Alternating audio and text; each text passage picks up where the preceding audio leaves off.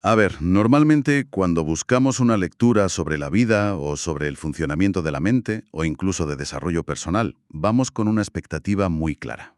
Ya, queremos soluciones rápidas, ¿no? Exacto. Esperamos encontrar una especie de mapa reconfortante.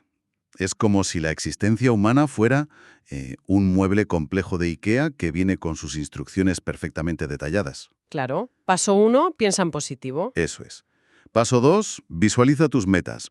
Paso 3, esfuérzate al máximo. Y listo, con tu llave Allen existencial, has ensamblado una vida feliz y un propósito inquebrantable. Y bueno, a ver, esa expectativa tiene todo el sentido del mundo desde un punto de vista psicológico. El cerebro humano odia la incertidumbre. Totalmente. Buscar un manual de instrucciones es, en el fondo, buscar una narrativa que nos devuelva la sensación de control. Queremos creer que si introducimos los ingredientes correctos en la máquina, pues el trabajo duro, la buena actitud, las decisiones éticas, la recompensa saldrá por el otro lado de forma garantizada. Es pura supervivencia, claro. Exacto. Es un mecanismo de supervivencia pura y dura. Nos aterra pensar que el azar manda más que nosotros. Pues el problema surge cuando abres las páginas del material que vamos a analizar hoy en esta inmersión a fondo. Se trata del libro Confesiones de un alma insignificante, de construcción del yo mediante el camino de la honestidad, escrito por Giordano Vera en el año 2026. Menudo título, por cierto. Sí, ya te va avisando. Y al leer la primera página te das cuenta de que este autor no te ha traído un manual de instrucciones. O sea, ha venido con un lanzallamas a quemar el mueble de IKEA, la llave Allen y la tienda entera. Tal cual. Nos sitúa ante un paisaje filosófico súper crudo, muy incómodo y, para ser sinceros, bastante oscuro a primera vista. Yo me quedé fascinado por la valentía del texto. Es que la intención de Vera no es construir una versión mejorada o más eficiente del individuo. De hecho, podríamos definir este texto como el antimanual definitivo. El antimanual, me gusta eso. Sí, porque su propósito es la desilusión, pero entendiendo esta palabra en su sentido más clínico y literal, ¿eh? O sea, la eliminación sistemática de las ilusiones. Él percibe la condición humana moderna como una patología, Uf, una especie de estado de sufrimiento constante que intentamos adormecer con distracciones compulsivas todo el rato. ya sea trabajando 80 horas a la semana o consumiendo sin freno. Exactamente. O persiguiendo validación en relaciones súper superficiales. El objetivo siempre es el mismo: evitar mirar hacia adentro y descubrir que la casa está vacía. Vale, vamos a desgranar esto.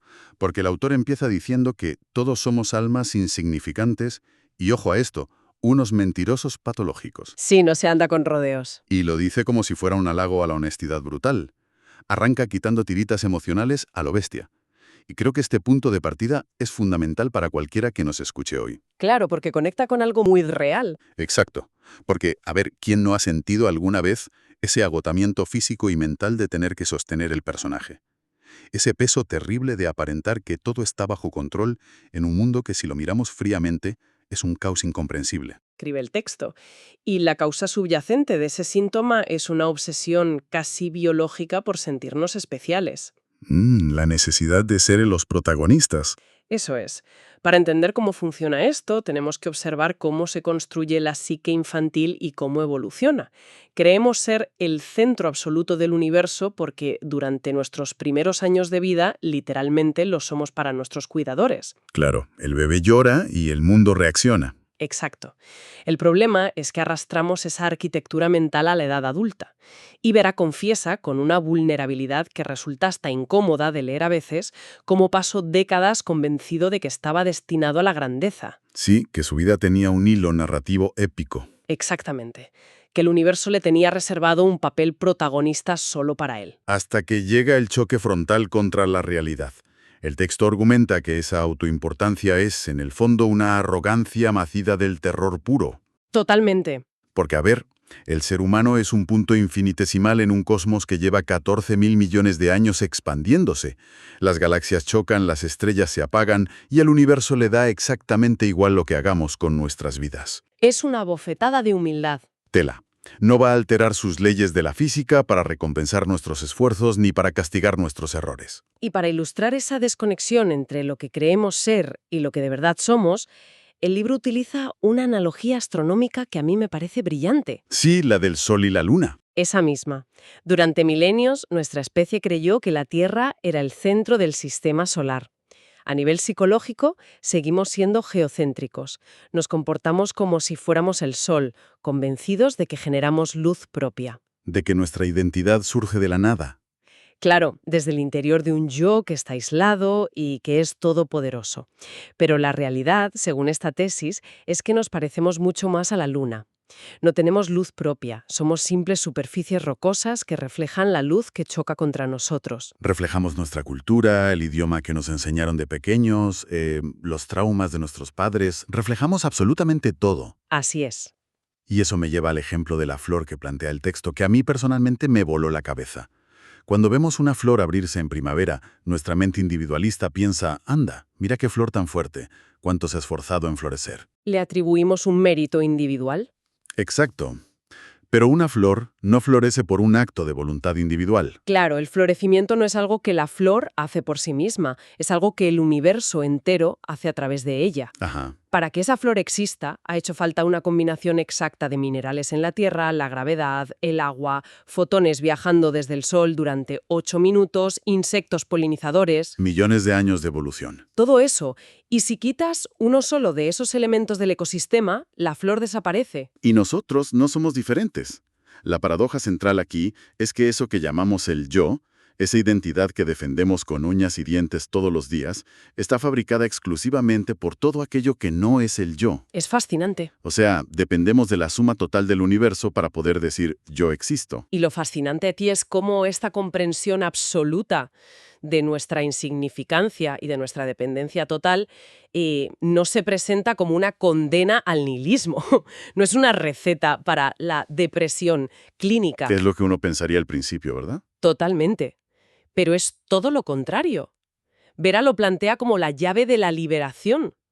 Lo que realmente nos deprime y nos genera ansiedad crónica no es nuestra pequeñez, es el esfuerzo titánico que hacemos para ocultarla. Ya, el agotamiento de disimular. Claro, construimos una fortaleza gigantesca alrededor de una casa de naipes y el autoengaño se convierte en nuestro mecanismo de defensa por defecto. Aquí es donde la cosa se pone realmente interesante, porque el autor admite que mentimos sobre todo. Sobre absolutamente todo. Mentimos sobre lo felices que somos, exageramos nuestro conocimiento en una conversación casual para no parecer ignorantes, e incluso mentimos sobre nuestra propia sensación de vacío. Y lo hacemos simplemente porque nos da pánico mirar detrás de la máscara. El miedo a que no haya nadie. Exacto. Darnos cuenta de que no hay nadie manejando los hilos. Es como un actor que ha estado tanto tiempo en el escenario repitiendo sus líneas noche tras noche, que cuando baja el telón y se va a su casa, sigue hablando con el tono del personaje. Qué buena analogía. Ha olvidado por completo quién era antes de que le dieran el guión. Y claro, si aceptamos que esta identidad es solo una máscara pegada con cinta adhesiva, la siguiente pregunta lógica es, bueno, ¿para qué usamos esa máscara? ¿Cuál es el propósito de mantener la actuación todos los días? Ajá. En la sociedad contemporánea, el guión exige que el objetivo principal de este yo fabricado sea la persecución incesante de la felicidad, el progreso personal y el éxito.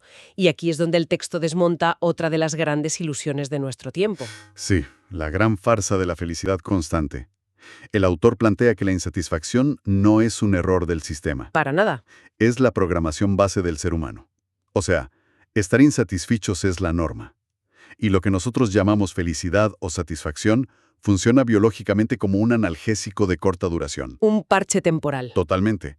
Consigues el ascenso laboral, te compras la casa, encuentras a la pareja ideal y tu cerebro libera un chorro de dopamina. Sientes un alivio inmenso. Pero el efecto se disipa rapidísimo. Es que el cerebro humano no evolucionó para ser feliz, hay que tener esto claro.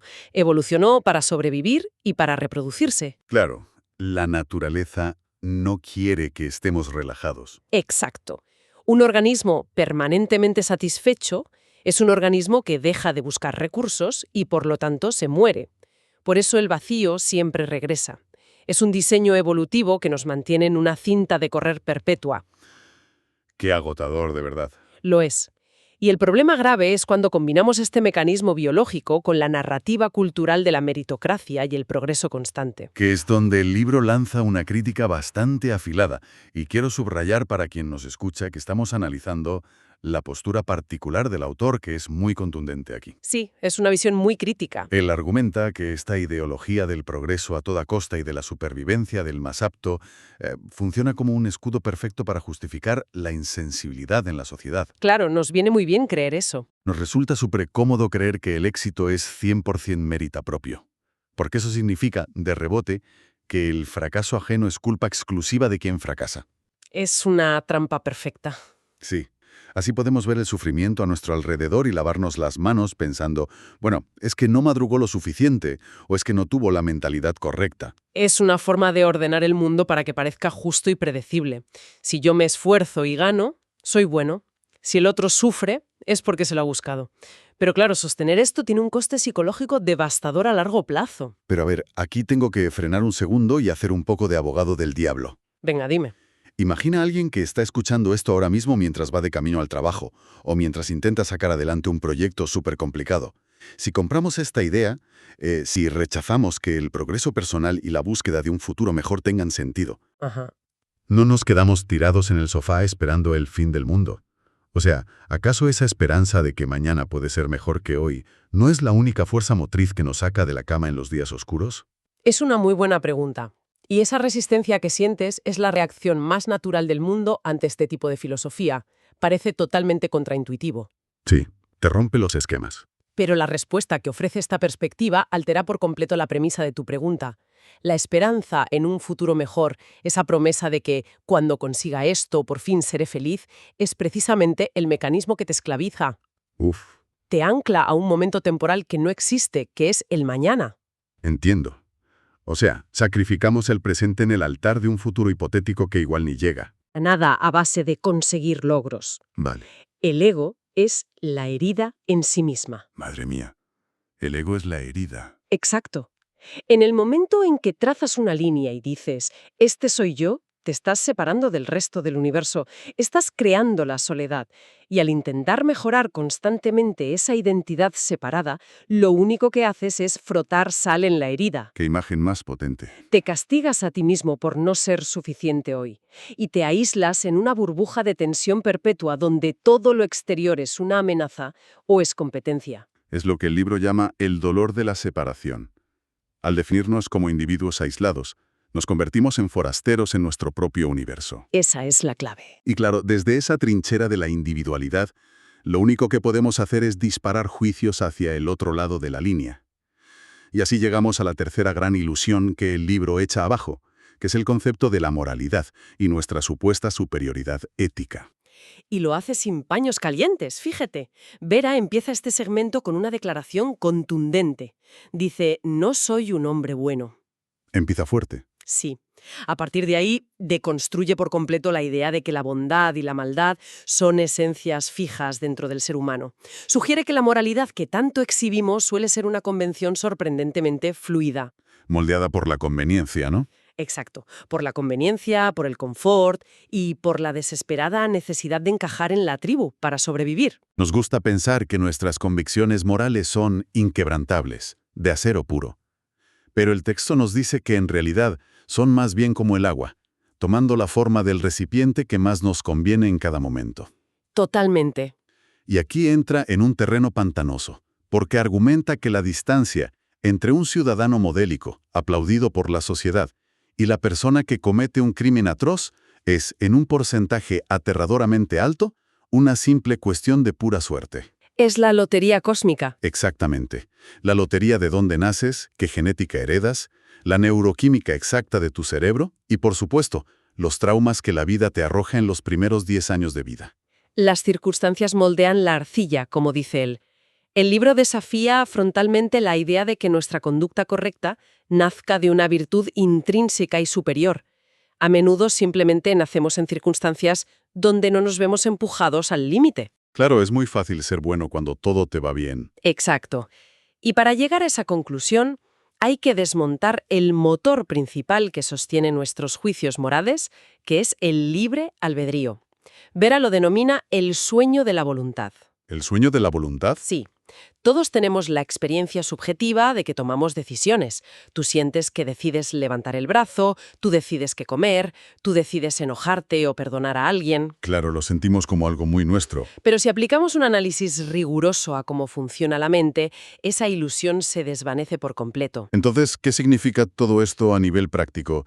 Quiero decir, si prestas atención a un pensamiento, pongamos el deseo repentino de beber agua o la decisión de cambiar de trabajo, Ajá. ese pensamiento simplemente aparece en la pantalla de tu conciencia.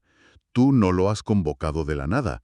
Es el resultado final de millones de neuronas disparando señales. Sin que tú te des cuenta. Exacto, influenciadas por tu nivel de glucosa en sangre en ese instante, por el clima, por una conversación que tuviste hace 10 años o por cómo dormiste anoche. Es una red de causalidad tan vasta e intrincada que resulta literalmente imposible rastrearla hasta el origen. Nosotros solo vemos el resultado final en nuestra cabeza y por pura vanidad firmamos la obra. Decimos, yo he decidido esto. Nos colgamos la medalla. Claro, pero no somos los autores de nuestros deseos. Los deseos irrumpen en nosotros. Es verdad, tú no decides qué vas a desear mañana. Exacto. Si no elegimos nuestros genes, no elegimos nuestro entorno de desarrollo y ni siquiera podemos predecir cuál será nuestro próximo pensamiento dentro de un minuto. ¿Dónde reside exactamente ese libre albedrío absoluto del que tanto presumimos? Esa imagen es demoledora. Entonces, ¿qué significa todo esto? Si realmente comprendemos esto, si interiorizamos que nuestras acciones y las de los demás son el resultado inevitable de causas previas infinitas. Ajá. Juzgar a alguien con superioridad e ira es absurdo. Es literalmente como salir a la calle en medio de un huracán de categoría 5 y ponerte a gritarle a una hoja de un árbol por volar hacia la izquierda en lugar de hacia la derecha. Es una analogía perfecta. La hoja no tiene opción y el viento no tiene intención. Y esto plantea una pregunta importante.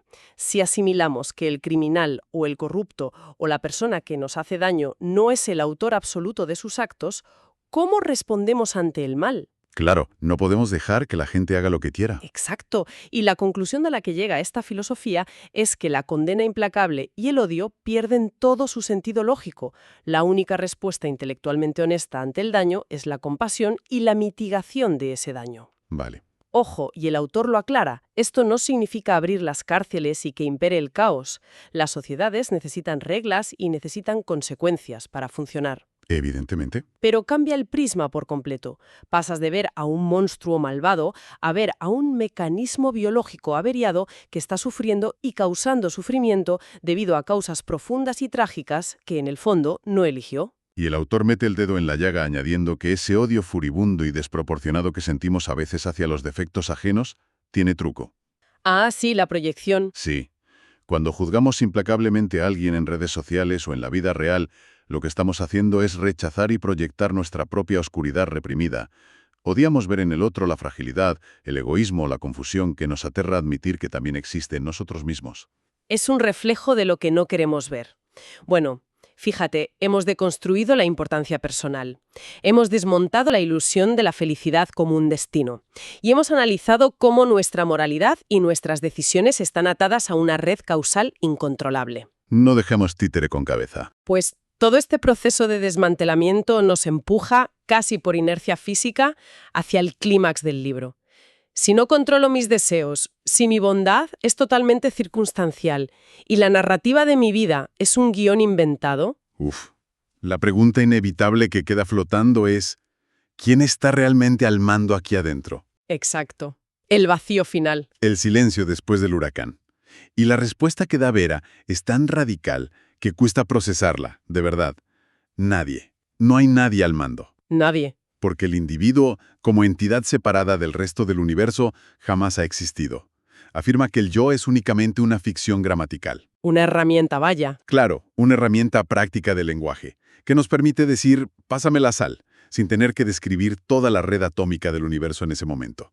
Pero confundimos la herramienta con la realidad. Y es que nuestro cerebro evolucionó para fragmentar la realidad. Necesitamos ver a un depredador separado del bosque para poder huir de él. Necesitamos categorizar para sobrevivir en el día a día. Claro, si no, nos comería el león mientras pensamos en el cosmos. Exacto. Pero a nivel físico y absoluto, no existe una frontera real entre lo que llamamos interior y exterior. El aire que está en tus pulmones ahora mismo estaba en la habitación hace un segundo. ¿Es verdad? Los átomos de tu cuerpo fueron estrellas. Todo es un continuo absoluto.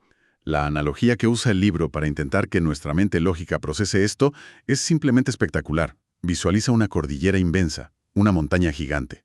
Ujú. Si coges unas pinzas e intentas aislar un solo grano de arena o una piedra en la base, puedes definir con absoluta exactitud matemática a nivel subatómico dónde termina exactamente esa piedra y dónde empieza verdaderamente la montaña. Es que es imposible. Es imposible. Los límites los dibuja nuestra necesidad de ponerle nombre a las cosas. En la realidad objetiva, la piedra y la montaña son el mismo evento geológico ocurriendo en el espacio. Exactamente.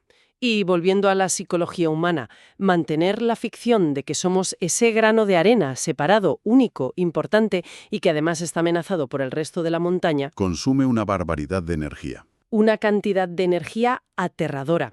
Y es ahí donde el autor confiesa su crisis final. Describe un cansancio existencial profundo, un agotamiento que le cala los huesos por llevar décadas sosteniendo al personaje. Normal. Revela un deseo inmenso y supervisceral de rendirse por completo, de dejar de luchar por existir como una entidad separada, silenciar la mente y vaciarse de una vez por todas. Pero claro, a ver, cuando llegué a ese párrafo, la cabeza me dio vueltas. Porque si asumimos toda esta premisa, si el yo individual realmente es una ilusión gramatical y no existe, Sí, ¿quién es el que está sintiendo ese agotamiento masivo? ¿De quién es ese estómago que se encoge de ansiedad? O sea, ¿quién es exactamente el que se está rindiendo si técnica y filosóficamente no hay nadie ahí dentro? si conectamos esto con el panorama general de las tradiciones no duales en las que se apoya el libro, la respuesta a esa paradoja es alucinante. A ver, El agotamiento no lo está sintiendo una entidad real llamada Giordano Vera o un tú. Lo que siente el cansancio es la propia fricción del mecanismo de defensa. ostras, Imagina una represa de hormigón chillante conteniendo la presión de un océano infinito. Ese agotamiento existencial del que habla es el sonido del hormigón resquebrajándose. No es una debilidad del individuo cayendo en la derrota, para nada. es el sistema fallando. Es el colapso necesario e inevitable de una frontera artificial que ya no soporta más presión. ¿Y cuando la represa se rompe?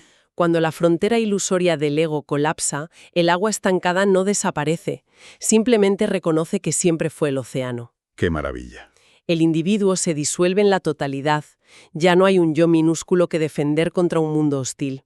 Y en esa disolución masiva es donde el autor encuentra el alivio absoluto.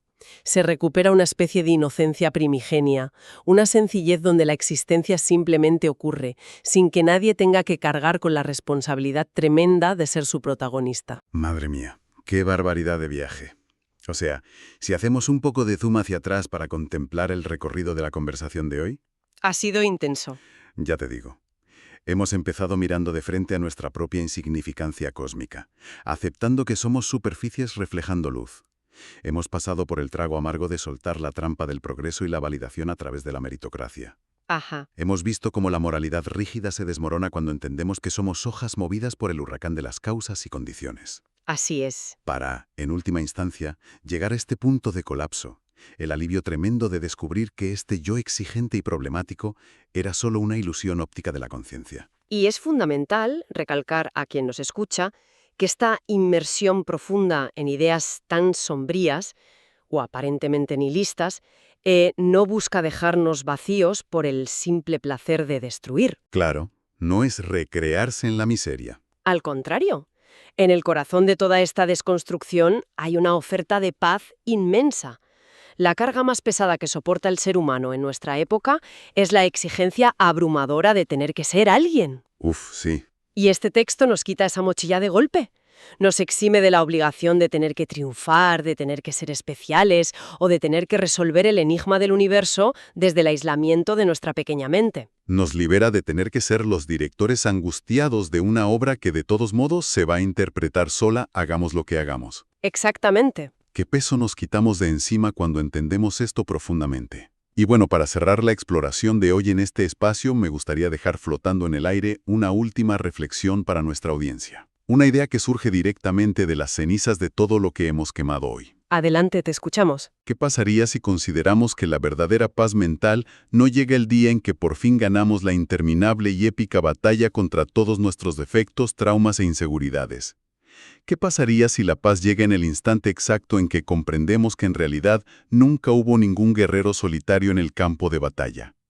Imaginemos por un segundo la inmensa, la absoluta ligereza de vivir cada día sabiendo que uno no es el locutor de la radio intentando desesperadamente controlar y no equivocarse con el mensaje, sino que simplemente somos el humilde aparato de transistores por el cual el universo entero decide por un breve e irrepetible instante transmitir su voz.